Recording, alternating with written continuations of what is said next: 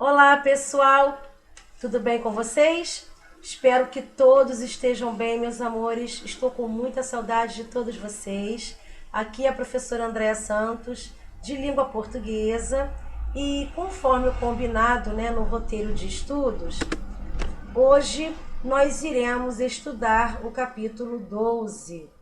Vamos falar sobre o sujeito, tá bom? Vamos lá? Capítulo 12, livro 4. Livro 4, vamos falar sobre sujeito. Só que eu trouxe aqui, antes de nós entrarmos na classificação dos sujeitos, os 5 tipos, falar sobre os 5 tipos de sujeito, antes de eu falar sobre os 5 tipos de sujeito, eu queria relembrar o conceito sobre sujeito e predicado, tá?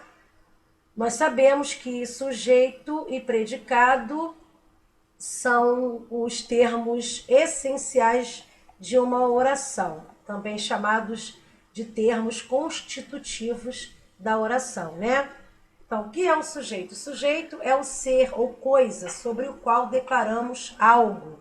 Então, eu trouxe aqui um exemplo. Os alunos dedicados chegaram calmamente. Então, quem é que chegaram calmamente? Os alunos dedicados. Então, aqui no caso, é o meu sujeito, os alunos dedicados, praticaram essa ação, Quem é o predicado? O que é predicado, O predicado é tudo aquilo que dizemos sobre o sujeito. Então, eu peguei o mesmo exemplo. Os alunos dedicados chegaram calmamente, Então, os alunos dedicados fizeram o quê? Chegaram calmamente. Então, chegaram calmamente, é tudo aquilo que estamos dizendo sobre o sujeito. Por isso que chegaram calmamente é o predicado. Tá bom? Bem, como eu havia dito, existem outros termos constitutivos da oração. Esses outros termos são os sintagmas, os objetos e os modificadores. Tá bom? Vamos começar falando sobre os sintagmas. Tá? O que é um sintagma? É uma unidade formada por uma ou mais palavras que desempenham, uma função sintática dentro do meu enunciado. Tá bom, pessoal? Bom, existem 2 tipos de sintagmas. Existe o sintagma nominal e existe o sintagma verbal. Tá bom? Então vamos lá, peguei o mesmo exemplo. Os alunos dedicados chegaram calmamente. Então, o sujeito da oração, os alunos dedicados. O predicado da oração, quem é o predicado? Chegaram calmamente. Então, vamos lá? Bom, eu chamei de sintagma nominal o meu sujeito. Quem é o sujeito? Os alunos dedicados. Por que eu chamei o sujeito, de sintagma nominal? Porque dentro desse sujeito, eu tenho um núcleo. O que é o núcleo do sujeito? O núcleo é o substantivo alunos. E esse substantivo alunos, ele vem acompanhado de 2 termos. Ele vem acompanhado do termo os e o termo dedicados. Então, o termo os, nós chamamos de artigo, não é isso? Só que esse artigo, aqui dentro, exerce a função sintática, exatamente, exerce a função sintática de adjunta de nominal. Enquanto a palavra também dedicados, que é um adjetivo, assume a função sintática também de adjunta de nominal. Por quê? Porque essas 2 palavras, tanto o artigo os quanto o adjetivo dedicados, acompanham o núcleo do sujeito, que é a palavra, o substantivo alunos. Essas 2 palavras, esses 2 termos, os e dedicados, fazem referência direta a esse núcleo do sujeito, Então, fazem referência, concordam também diretamente com esse núcleo do sujeito, que é o substantivo alunos. Por isso que eu tenho o sintagma nominal. Eu formei o meu sintagma nominal.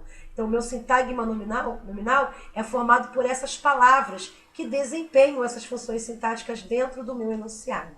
Tá? Essas funções sintáticas que eu acabei de citar, de adjunta de nominal, de núcleo do sujeito. Então, por isso que são sintagmas nominais, tá bom? É chamado de sintagma nominal. Agora, o predicado, chegaram calmamente. Então, quem é o núcleo desse predicado? É o verbo de ação chegar. Então, o meu sintagma verbal, ele é formado pelo núcleo do predicado, que no caso é o verbo de ação. aqui no caso o verbo chegar, tá bom?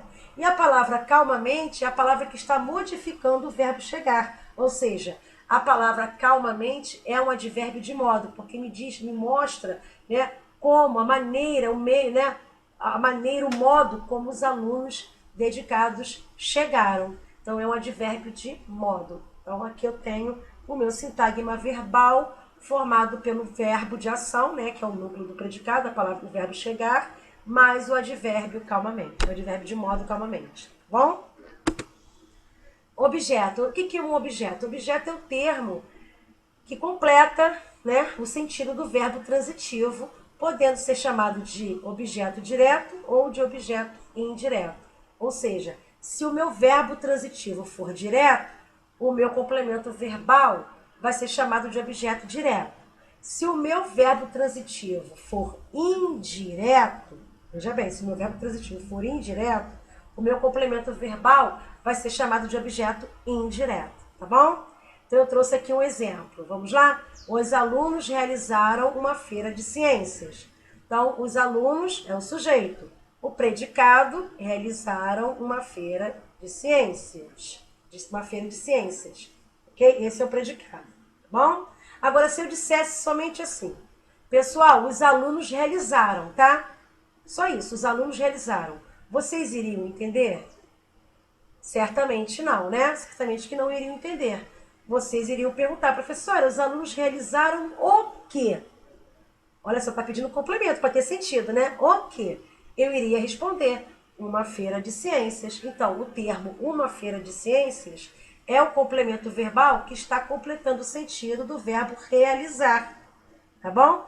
E além disso, dentro desse complemento verbal, uma feira de ciências, não tem nenhuma preposição. Então, ele não é regido por nenhuma preposição, não exige preposição. Se não exige preposição, o verbo realizar vai ser chamado de verbo transitivo direto, por não exigir preposição também. Logo, o termo, né, no caso, o complemento verbal, uma feira de ciências, tem nome, nós vamos chamar de quê? De objeto direto, por estar completando o sentido do verbo transitivo direto, que no caso é o verbo realizar, tá bom? Claro, se o meu verbo fosse transitivo indireto, o complemento verbal, né, com certeza ia ter alguma preposição ali dentro. Aí eu ia chamar de objeto indireto, né? Se o verbo fosse transitivo indireto, tá bom, pessoal? Agora vamos conhecer o modificador. O que é um modificador? Né? O que é um modificador? É o termo que vai alterar ou ampliar o sentido de um outro elemento dentro da oração. Então, observe esse exemplo que eu dei aqui, porque dentro desse exemplo eu ampliei, eu acrescentei mais uma informação aqui dentro da oração. Vamos ver? Os alunos realizaram uma feira de ciências na última semana. Então, eu já sei que o verbo realizar aqui é um verbo transitivo direto, né? Que o termo, né? Uma feira de ciências é o complemento verbal chamado objeto direto, beleza? Então, agora eu vou perguntar, os alunos realizaram uma feira de ciências quando? Quando? Na última semana. Então, na última semana é uma informação adicional, ou seja, é um termo modificador que está ampliando o sentido, né, do complemento verbal uma feira de ciências. Porque agora eu estou dizendo quando aconteceu a feira de ciências. Aconteceu quando? Na última semana. Então, na última semana, nós vamos chamar de adjunta adverbial de tempo, porque nos remete ao tempo, né, ao tempo em que a feira de ciências aconteceu, tá bom? Então, na última semana é o meu modificador, porque ampliou todo o sentido da minha oração, ou seja, ampliou o sentido, né, do complemento verbal uma feira de ciências, simplesmente pelo fato de estar mostrando quando a feira de ciências aconteceu, na última semana, adjunta adverbial de tempo. Agora sim, os tipos de sujeito. Então, nós temos 5 tipos de sujeito, tá? Sujeito simples, sujeito composto, sujeito oculto, né? Também conhecido como sujeito elíptico ou desinencial, sujeito indeterminado, sujeito inexistente, também conhecido como oração sem sujeito. Vamos lá? Vamos começar pelo sujeito simples. O que é um sujeito simples? É aquele sujeito que possui, né? Que possui apenas um único núcleo. Vamos ver aqui um exemplo. Os homens destroem a natureza. Quem destrói a natureza? Os homens. Então, quem é o sujeito da oração? Os homens, ok?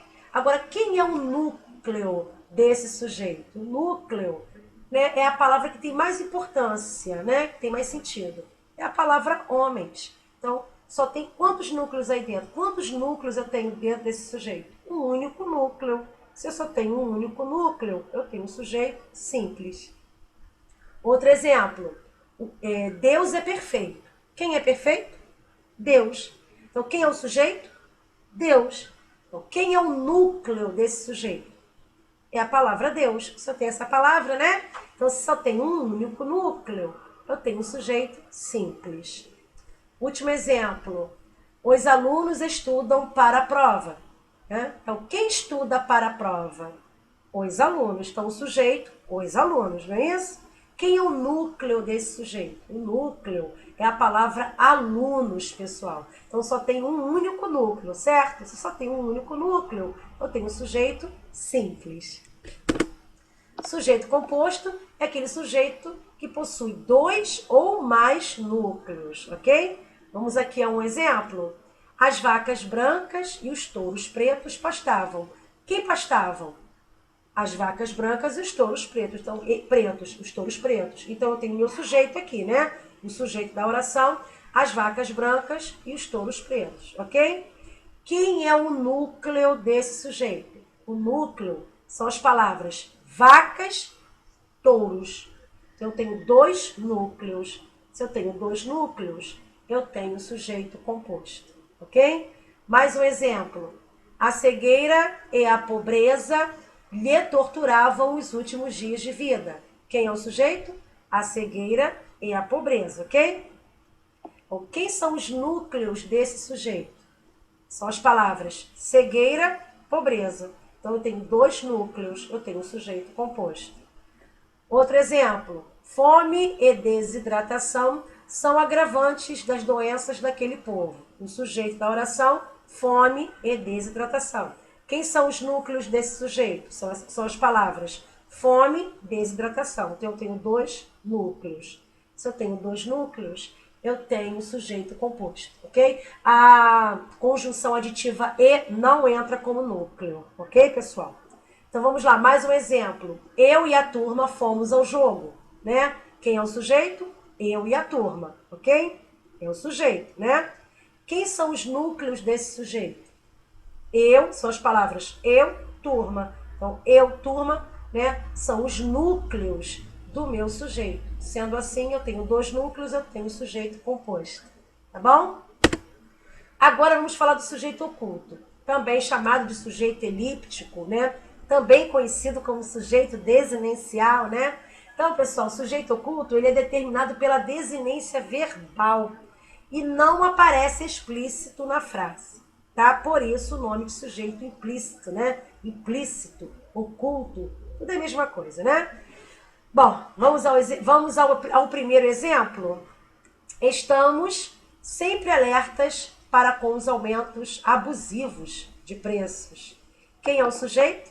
O sujeito aqui é nós, né? Como que eu descobri que o sujeito é nós? Pela forma verbal estamos, né? Eu estou, eles estão, nós estamos. Então, essa desinência verbal mos, né, nos remete à primeira pessoa do plural, nós. Então, nós estamos. Realmente, o sujeito, né, o pronome pessoal do caso reto, nós, não aparece na frase, mas ele fica subentendido. Né? Nós conseguimos descobrir, né, quem é o sujeito, nós conseguimos descobrir justamente pela forma verbal estamos. Então, nós estamos. Então, embora não apareça na frase, né, fica subentendido, por isso que o nome é sujeito oculto, né, ou sujeito elíptico ou desinicial, tá bom? É a mesma coisa, né? Sujeito oculto é a mesma coisa que sujeito elíptico, que é a mesma coisa que sujeito desinicial. Outro exemplo, quero que meus pais cheguem de viagem. Então, quero que meus pais cheguem de viagem o mais rápido possível, né? O mais rápido possível. Quem é o sujeito? Eu. Como que eu sei que é eu? Porque a forma verbal quero, eu quero. Então, esse pronome pessoal do caso reto, eu, que atua na função sintática do sujeito aqui, né, não aparece na frase, mas fica subentendido. E eu consigo descobrir através da forma verbal quero. Eu quero, então sujeito oculto, né? Outro exemplo, estudaremos toda a matéria. Quem estudaremos? Nós. Então o sujeito que está escondidinho aqui, né, que está oculto, é o pronome pessoal do caso reto nós, tá? Nós estudaremos. Então, pela forma verbal estudaremos e pela desinência verbal nos remete à primeira pessoa do plural, né? Nós estudaremos. Embora não apareça na frase, mas já fica subentendido e a gente consegue descobrir. Por isso, a classificação de sujeito oculto, né? Ou elíptico, ou desinencial, como preferirem. Ok? Sujeito indeterminado. Então, esse tipo de sujeito, pessoal, também não aparece explícito na oração, por ser impossível determiná-lo. Nós agora não conseguiremos determinar esse sujeito, tá? Apesar disso, né, embora nós não consigamos determinar esse sujeito, mas nós sabemos que ele existe, tá? Ele existe. Só não conseguimos determiná-lo, ok? Por isso que o nome é sujeito indeterminado. E há duas situações em que nós encontramos sujeito indeterminado. Vamos lá? Na primeira situação, com verbos na terceira pessoa do plural. Com verbos na terceira pessoa do plural. Exemplo, dizem que a família está falindo. Então, alguém diz, mas não se sabe quem, né? Eles dizem, elas dizem, eu não sei quem são eles, quem são elas. Por isso que o verbo aqui dizem se encontra na terceira pessoa do plural. No plural, sendo assim o sujeito indeterminado, porque eu não sei quem é. Não consigo determinar, né, quem são eles, quem são elas. Não consigo, tá? Outro exemplo, disseram que morreu do coração. Disseram, eles disseram, elas disseram. Ó, a terceira pessoa do plural, eles ou elas. Só que eu não sei quem são eles, quem são elas. Não consigo determinar. Se eu não consigo determinar, sujeito indeterminado. Fizeram o trabalho. Então, eles fizeram ou elas fizeram. Só que eu não sei quem são eles, quem são elas. Se eu não consigo determinar, sujeito indeterminado. Tá bom? Segunda situação em que o sujeito indeterminado pode, né, no caso, pode acontecer. Ele acontece, melhor dizendo, né? Na segunda situação, diz o seguinte, com verbos na terceira pessoa do singular, acompanhado, né, da partícula ser, que no caso vai ser o índice de indeterminação do sujeito. Vamos ver aqui. Precisa-se de mão de obra especializada. Então, não se pode determinar quem precisa, ou seja, alguém precisa. Eu não sei quem é esse alguém, tá? Sendo assim, sujeito indeterminado. E além do mais, o verbo precisar aqui é um verbo transitivo indireto, porque ele exige a preposição de. Quem precisa, precisa de alguma coisa, né? Ou de alguém. Então, o verbo precisar aqui, além de estar na terceira pessoa do singular, ele também é um verbo transitivo indireto, tá? Mais um motivo para que a oração seja classificada como sujeito indeterminado, tá? Não podemos determinar quem é que precisa, alguém precisa, né? Ok? Agora, atenção. Quando o pronome ser, ou seja, a palavra ser, a partícula ser, acompanha o verbo transitivo direto, essa partícula ser passa a ser chamada de pronome apassivador. E a oração, então, apresenta sujeito, tá bom? Então, observe esse exemplo aqui. Aluga-se apartamento mobiliado. Essa oração está na voz passiva sintética, tá, pessoal? Aluga-se apartamento mobiliado. Quando eu faço a transposição para a voz passiva analítica, ou seja, né, o que eu vou mudar da voz passiva sintética para a voz passiva analítica, eu vou descobrir, a partir de então, eu vou descobrir quem é o sujeito da minha oração. Aluga-se apartamento mobiliado é a mesma coisa que eu falasse, né? Apartamento mobiliado é alugado. Então, entrou a locução verbal, é alugado. O que é alugado? O apartamento mobiliado. Então, o sujeito é apartamento mobiliado. Então, tem sujeito. Tá, mas para que eu pudesse fazer essa transposição da voz passiva sintética para a voz passiva analítica, é preciso que o meu verbo seja transitivo direto. É o caso do verbo alugar. Quem aluga, aluga alguma coisa, né? Aluga o quê? Perceberam que o verbo alugar não exige preposição? Então, ele é um verbo transitivo direto. E sendo assim, a partícula ser deixa de ser índice de indeterminação do sujeito e passa a assumir, né, a posição, passa a assumir a classificação, né? Passa a assumir a classificação de pronome apassivador. Então, essa partícula C agora é chamada de pronome apassivador, porque me permite passar da voz passiva sintética para a voz passiva analítica e assim descobrir o sujeito, né, da minha oração, tá bom? Então, aluga-se apartamento mobiliado, o sujeito é apartamento mobiliado. Podem perceber que o verbo alugar aqui também se encontra na terceira pessoa do singular, tá? Perceberam? Por quê? Porque está concordando com o sujeito que também está no singular, né? Apartamento mobiliado está no singular. Por isso que o verbo alugar também se encontra no singular. E além disso, é um verbo transitivo direto, não existe preposição. Sendo assim, o pronome apassivador nos permite, né, passar da voz passiva sintética para a voz passiva analítica, né? Fazer essa transposição, tá bom? Agora vamos falar do sujeito inexistente, também, né, conhecido como oração sem sujeito. Bom, esse sujeito inexistente, ele é designado por verbos que não correspondem a uma ação, tá, pessoal? Ou seja, corresponde a fenômenos da natureza, tá? Entre outras situações que nós vamos ver aqui também. Então vamos ver aqui, número 1, verbos indicando o fenômeno da natureza. Então, choveu na Argentina e fez sol no Brasil. Perceberam que nessa nação nós temos um verbo, né, que indica fenômeno da natureza? É o verbo chover. Então, choveu mesmo, fenômeno da natureza, caiu água do céu, choveu. Então, essa oração é chamada de oração sem sujeito, tá bom? Pode aparecer qualquer outro verbo, né, que indique fenômeno da natureza. Pode ser o verbo relampejar, trovejar, ventar, nevar, amanhecer, anoitecer. São verbos que expressam fenômenos da natureza, então oração sem sujeito, tá bom? Segundo caso, verbo haver no sentido de existir ou ocorrer, tá bom? Então, exemplo, houve um grave acidente na avenida principal. Então, ocorreu um grave acidente na avenida principal. Então, quando o verbo haver possui o sentido de ocorrer, a oração também é sem sujeito, ok? Outro exemplo, há pessoas que não valorizam a vida. Então, o verbo haver aqui está expressando o sentido de existir. Quando isso acontece, a oração é sem sujeito também, tá bom? Terceiro caso, o verbo fazer indicando tempo ou clima. Exemplo, faz meses que não a vejo. Então, faz meses. O verbo fazer aqui está indicando tempo, através da palavra meses, né? Faz meses que não a vejo. Oração sem sujeito, tá bom, pessoal? Outro exemplo, faz sempre frio nessa região do estado. Então, o verbo fazer aqui está indicando um clima. O clima aqui, frio, né? Então, oração sem sujeito também.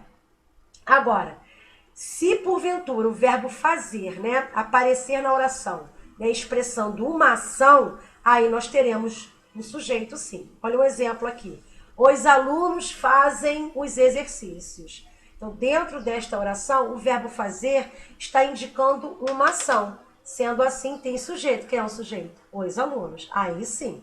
Agora, se o verbo fazer indicar tempo ou clima, a oração é sem sujeito. Tá bom? Bom, agora eu quero falar dos verbos ser, estar e ficar. Bom, a oração é classificada como oração sem sujeito também quando esses verbos se referem a fenômenos da natureza ou a expressões temporais.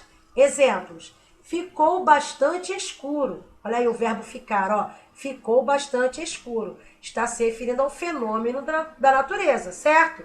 Oração sem sujeito, tá bom? Outro exemplo, será muito tarde? Então aqui o verbo ser também está se referindo, né, a uma expressão temporal, né, que no caso a palavra tarde, né? Então, oração sem sujeito também. Outro exemplo, como estava frio. O verbo estar aqui, né, está se referindo ao fenômeno da natureza, que é a palavra frio. Então, a oração aqui é sem sujeito também. Oração sem sujeito. Tá bom? Agora, o verbo ser indicando horas e data. Vamos ver? São 8 horas da manhã. Olha o verbo ser aqui, ó. São 8 horas da manhã. Então, o verbo ser aqui está indicando horas. Sendo assim, oração sem sujeito, ok? Outro exemplo. Hoje são 2 de agosto. Então, o verbo ser aqui está indicando uma data. Se está indicando uma data, oração sem sujeito. Tá bom, pessoal? Agora, cuidado. Em sentido figurado, qualquer verbo de fenômeno da natureza pode passar a admitir um sujeito. Exemplo. Choveram aplausos após a palestra. Esse verbo chover aqui, pessoal, foi empregado no sentido figurado, no sentido conotativo. Sendo assim, ele deixa de ser um verbo que indica fenômeno da natureza, tá bom? E passa a admitir um sujeito. Quem é o sujeito? O sujeito é a palavra aplausos. Por quê? Porque aplausos choveram após a palestra. Então, o sujeito, aplausos. E aí, o verbo chover faz a concordância, né, com o sujeito, que também está no plural, tá? Então, pessoal, aqui o verbo chover está empregado no sentido figurado, tá? Então, deixa de ser fenômeno da natureza. Bom, pessoal? Bom, encerramos aqui os nossos estudos sobre tipos de sujeito, né? Não esqueçam de colocar os nomes e as turmas aqui nos comentários para que eu possa marcar a presença de cada um de vocês. Tá bom, meus amores? Fiquem todos com Deus. Um grande beijo e até o próximo vídeo. Tchauzinho!